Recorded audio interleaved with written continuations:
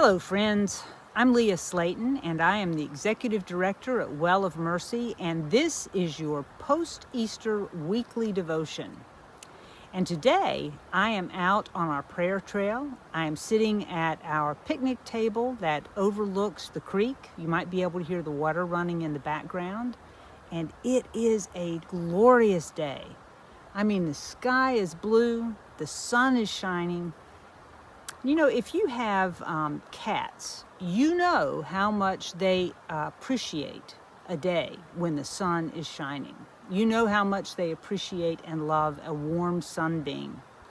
And the other day, I walked into my bedroom and both of my cats were stretched out on the bed, completely knocked out, sleeping right in the middle of a sunbeam. And I swear those cats had smiles on their faces. And so I decided, that looks pretty good. So I laid down right beside them, stretched out in that sunbeam as well. And I could feel it soaking into my skin and my clothes, and it felt so good. And back in January when we were having those super cold days, and we might have heard someone say, "Oh, I am just chilled to the bone." Well, in that sunshine, I was warmed to the bone. And when I got up, that warmth took root. I walked into another room, still warm. Did a little laundry, still warm. Drank a cup of coffee, and not only was I warm, but I was hot. I mean, I could not shake the warmth of that sunshine, and that was fine by me. And some of you may know that in Celtic spirituality, Jesus is often referred to as the sun, not the S-O-N, but the S-U-N. And you hear that in one of our hymns, "Be Thou My Vision." You know the verse that goes, "High King of Heaven, my victory won, may I reach heaven's joys, O bright heaven's sun." And if you want to go a more contemporary route, we also sing, "Shine, Jesus, shine." Indeed, Jesus is the light of the world, the bright light shining through the shadows. Sometimes, friends, we need to put ourselves in to soak in that light, to get warmed to the bone, heart, soul, and mind.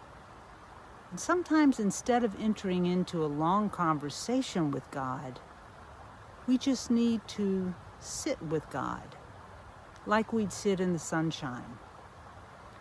So maybe we set aside time for intensive prayer or even reading. Maybe we set aside time for intercessory prayer and we rest in the warmth and we trust that while we are resting, God is taking care of those for whom we pray. Maybe we just remind ourselves that we're in the presence of God. And for a moment, we soak in that wonderful truth. And this is important because without these times to warm our souls, we will go cold. We will experience exhaustion. And that's just a fact. And here's another fact. When we are totally exhausted, we are of no use to ourselves or to anyone else. So I want to encourage you this week to do something that warms your soul. And if you want to reap full benefits, just go all crazy and do something every day that warms your soul. And maybe that is sitting in the sunshine and humming a few bars of "Be Thou My Vision." Maybe it's looking at a picture or a painting, or making a painting yourself. Maybe it's smelling a flower, touching a leaf, listening to water babbling by, listening to a bird, stretching out in the sunshine, holding your hands under running water. I don't know.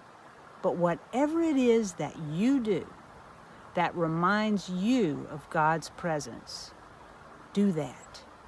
And do it for a little longer than usual. Not because you have to, but because you want to. Because intentional time with God is refreshing and renewing.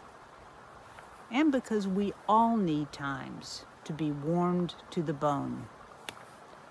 I hope to see you all at Well of Mercy very soon.